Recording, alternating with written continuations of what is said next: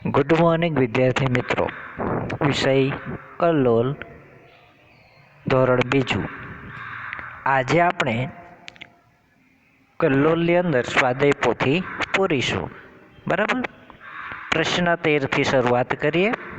આગળનું આપણે સ્વાધ્યાય પોથીની અંદર કરાવી દીધું છે 12 સુધીનું. બરાબર. ખરા ખોટા સુધીનું કરાવી દીધું છે. આજે આપણે જોઈએ પ્રશ્ન 13. વાર્તાના ક્રમમાં ગોઠવો. બરાબર. વાક્ય ફરીથી ગોઠવો. તો અહીંયા 1 થી 8 જે વાક્યો છે એ અલગ અલગ રીતે લખેલા છે. બરાબર. એટલે વાર્તાના પ્રમાણે આપણે એને ક્રમમાં ગોઠવવાનું છે. કે પહેલું છે સોમાભાઈ ખાઈને સૂતા. તો પહેલાં તો ખાઈને તો સૂવાના નથી, એ પછીથી આવશે. તો પહેલાં કયું વાક્ય આવશે તે આપણે જોઈએ. તો ત્રીજા નંબરનું એ પહેલાં આવશે, બાજરી વાવવાનો સમય થયો. એના પછી 5મા નંબરનું છે એ બીજા નંબરે આવશે, સોમાભાઈએ અડધું ખેતર ખેડ્યું. એના પછી સોમાભાઈ ખાઈને સૂતા. એના પછી 2 બળદમાંથી ગોરીઓ ગાયબ. બરાબર. તો એવી રીતે તમારે ગોઠવણી કરીને લખવાનું રહેશે. સાચો ક્રમ નીચે આપેલું છે એ પ્રમાણે તમને લખવાનું રહેશે. આગળ જોઈએ. વાક્યો વાંચીને યોગ્ય ક્રમ આપો. તો જોઈએ, નમૂનો પણ આપેલો છે. બાજરી વાવવાનો સમય થયો છે. તો પહેલાં શું કરવું પડે? તો સૌપ્રથમ તો ખેતરમાં જવું પડે, પછી ખેતરમાં હળ જોતરવું પડે, પછી ખેતર ખેડવું પડે. તો એ પ્રમાણે તમારે યોગ્ય ક્રમ આપવાના રહેશે. તો બીજું જોઈએ કે બાજરી પાકી ગઈ છે. હવે બાજરી પાકી ગઈ છે તો શું કરવું પડે? તો જુઓ કે ડૂંડા લડવા પડે, દાણા છૂટા પાડવા પડે, બાજરી ચાણીથી ચાળવી પડે. આ ક્રમમાં જ છે એનો 1 2 3 એ રીતે ક્રમ આપી જ દેવાનો રહેશે. બીજું જોઈએ, બાજરી ઘેર લાવવી છે. બરાબર. હવે પાકી છૂટી પાડેલી છે બાજરીના દાણાને, હવે એને આપણે ઘર લાવી છે. તો કઈ રીતે? તો બાજરી તગારામાં ભરવી પડે, એમાં પહેલો ક્રમ આપો. બીજું, તગારામાંથી બાજરી કોથળામાં નાખવી પડે, એને બીજો ક્રમ. અને ત્રીજું, કોથળા ગાડામાં નાખવા પડે. તો એ જ રીતે ત્રીજું અને ચોથું તમારે કરવાનું છે. આગળ જોઈએ. પ્રશ્ન 16. ભીમકુમારના કામોને યોગ્ય રીતે જોડો. બરાબર. બાજુમાં ચિત્ર આપેલું છે અને લખેલું છે. બરાબર. એની સામે લખેલું છે. તો જોઈએ કે ભીમકુમાર સૂરજ દાદાને જળ ચડાવે છે. બરાબર. તો તમે ચિત્રના આધારે કરી શકાય કે ના કરી શકાય? તો કરી શકાય. ક્યાં જળ ચડાવે છે? તો ત્રીજા ક્રમની અંદર જુઓ તો ત્યાં જળ ચડાવે છે. ભીમકુમાર ટ્રક ચલાવે છે. તો ક્યાં ચલાવે છે તે જોઈને તમારે યોગ્ય રીતે જોડકા જોડવાના છે. આગળ જોઈએ. શબ્દોને સાચા ક્રમમાં ગોઠવી ગીતની પંક્તિઓ લખો. ગયો તો હું તો અમદાવાદ. તો એને લખી શકાય, હું તો ગયો તો અમદાવાદ. બરાબર. હું પહેલાં આવશે.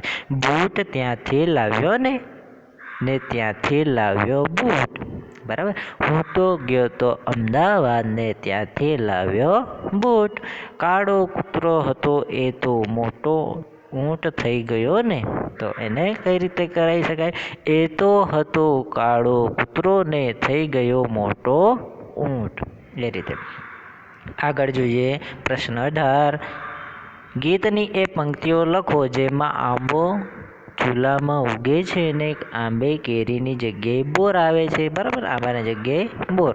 તો જોઈએ, ખાતા છોકરા ખડખડાટ હસે છે. એ ચૂલામાં ઉગ્યો આંબો ને આંબે આવ્યા બોરા. બોરા વેણી ખાધા ત્યાં તો ખડખડ હસ્યા છોડા. જોઈએ. બરાબર. આગળ જોઈએ. સાચું હોય તો લીલું અને ગપ્પુ હોય તો કેસરી. એ રીતે તમારે કલર કરવાનું છે. બરાબર ને. ગપ્પુ અને સાચું એ તમે ઓળખી પહેલાં તો ઓળખવાનું છે. બરાબર ને. ઉડતા બગલો થાકી ગયું, પોતાની પાંખ પર સૂઈ ગયો, એને સાચું પણ કરવાનું છે. બરાબર, ગપ્પુ હોય તો સાચું કરવાનું અને સાચું હોય તો એનું ગપ્પુ બનાવવાનું, એ રીતે છે. તો પણ આપણે કઈ રીતે, બાજુમાં બોક્સ છે એમાં લીલું સાચું હોય તો લીલું અને ગપ્પુ હોય તો કેસરી, એ પ્રમાણે તમારે રંગ પૂરવાના રહેશે. ઉડતા બગલો થાકી ગયો, એનો થશે ઉડતા બગલો થાકી ગયો, પોતાના માળામાં સૂઈ ગયો. બરાબર ને, ત્યાં પોતાની પાંખ પર સૂઈ ગયો, એ ગપ્પુ છે માટે ત્યાં શું આવશે, કેસરી રંગ. અને નીચે સાચું છે માટે અહીંયા લીલો રંગ આવશે. બરાબર ને. તો એ જ પ્રમાણે કીડીના પગ નીચે હાથી દબાઈ ગયો. શું કીડીના પગ નીચે હાથી દબાય ના, એ ગપ્પુ છે. બરાબર ને, એને આપણે સાચું પણ કરવાનું છે. હાથીના પગ નીચે કીડી દબાઈ ગઈ. બરાબર ને, એ રીતે તમને આવડશે. અને બાજુમાં લીલું અને કેસરી પણ કરવાનું છે. આગળ જોઈએ. પ્રશ્ન 20, નીચેના વાક્યો વાંચી તમારા પ્રતિભાવ આપો. લાલ લાલ મીઠું મીઠું લીંબુ, આવું તે કંઈ હોતું હશે? આકાશમાં ચંદ્ર સાથે તારા, આ તે કેવું મજાનું. એ જ આપણે બધામાં કરવાનું છે. સિંહ ગરજો હોંચી હોંચી, એવું તે કંઈ હોતું હશે? આકાશમાં રચાયું મેઘધનુષ, આ તે કેવું મજાનું. હવામાં તરતી કીડીઓ, આ તે કેવું હોતું હશે? એ રીતે તમારે લખી કાઢવાનું બધામાં. 2 વાક્ય જ ફરીને લખાવાના. ડાયરેક્ટ આપણે જોઈશું પ્રશ્ન બીજા 21, 22 ને 23 તમારે પાછળથી વાંચો અને મોટેથી વાંચો, એ તમારે લખી કાઢવાના છે. બરાબર, જોઈને લખી કાઢવા. પ્રશ્ન 24, ચ દૂર કરીને વાંચો. બરાબર, ચઝા ચડ ચ છે, એવું કંઈ લખેલું છે, એમાં ચ દૂર કરો. પહેલા વાક્યમાં ચ એટલે આ, ચ પછી બંને ચ કાઢો તો આ ઝાડ છે, એવી રીતે વંચાશે. બરાબર, ઝાડ છાંયડો આપે છે, એવી રીતે એના વાક્ય બનશે. બરાબર, ચ તમારે દૂર કરવાનો છે, ચ કાઢી નાખવાનો છે, પછી જે વાક્ય બનતું હશે એ તમારે લખવાનું રહેશે. આગળનો પ્રશ્ન જોઈએ કે અક્ષરો દૂર કરી ફરીથી લખો. અમુક અક્ષરો છે એ દૂર કરવાના. બરાબર, આ મારું, આ ઘર, આ છે એવું, એમાં આ છે એ દૂર કરવાનું છે. અને બંધબેસતું વાક્ય, બધા આ નહીં કાઢવાના પાછા. બરાબર, એનું વાક્ય પણ બેસવું જોઈએ. આ મારું ઘર છે, મારું નામ મોહિત છે, એ રીતે આવશે બધા વાક્ય. મકાઈનું રોટલું તૈયાર થયો. બરાબર, તો એ રીતે કરવાનું. ક થી શરૂ થતા શબ્દ યાદ કરીને લખો. તમને જો ક થી શરૂ થતા શબ્દ યાદ આવે તો એ પ્રમાણે તમારે લખવાનું રહેશે. કેરી કાપી, નીચે કોયલ લખેલું છે મેં. બરાબર, તો તમારે કદાચ બીજો શબ્દ યાદ હશે તો એ પણ લખી શકાય. કાગળ કાચ કબૂતર લખ્યું છે મેં, તો એ રીતે બીજા તમારે લખી કાઢવાના. ગપ્પુ બનાવી આગળ વધો. કાકાએ કેરી કાપી, કાકાએ કાગળથી કેરી કાપી, કાકાએ કાગળથી કાચની કેરી કાપી, કાકાએ કમળ પરથી કેરી તોડી હતી, કાકાએ કમળ પરથી ગુલાબી કેરી તોડી હતી. બરાબર, જોઈએ આગળ. વથી શરૂ થતા શબ્દો તો વડ, વાંદરો, વિમલ, તમને જેટલા આવડે એટલા લખો. વથી શરૂ થતા શબ્દથી ગપ્પુ બનાવો. તમને ગપ્પુ બનાવતા આવડી ગયું હોય તો તમે બનાવી શકો. બરાબર, એ જ રીતે જ પરથી તમારે બનાવવાના છે, એ પણ તમે બનાવો. જોઈએ આગળનો. ટુકડા ભેગા કરી વાક્ય બનાવો. જો નમૂનો આપેલો છે, ફૂલાવે છે સોનું ફુગ્ગા, તો કેવી રીતે આવશે? વચ્ચેનું સોનું પહેલાં આવશે, પછી ફુગ્ગા છેલ્લાનો એ વચ્ચે આવશે. સોનું ફુગ્ગા ફૂલાવે છે. આવડશે?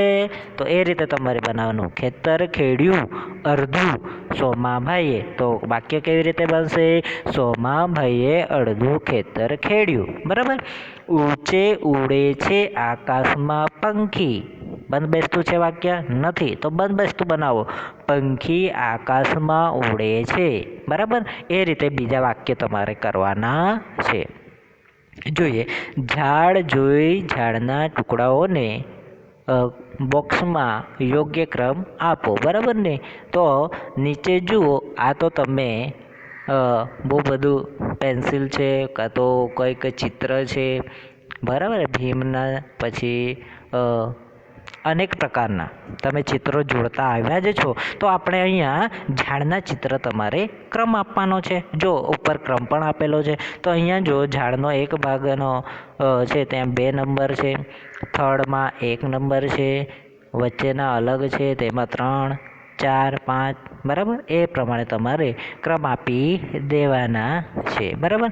અહીં સુધીનું સ્વાધ્યાય પોથીનું કમ્પ્લીટ કરીને રાખવાનું રહેશે, બરાબર. અને જ્યારે પણ ચેક કરવા માટે બોલાવે ત્યારે સ્વાધ્યાય પોથીના જે 1 અને 2 પાઠો એટલે 6ઠ્ઠો અને 7મો પાઠ, બરાબર, અહીંયા પૂર્ણ થાય છે એ તમારે કમ્પ્લીટ રાખીને બતાવી જવું. ઓકે, ધન્યવાદ.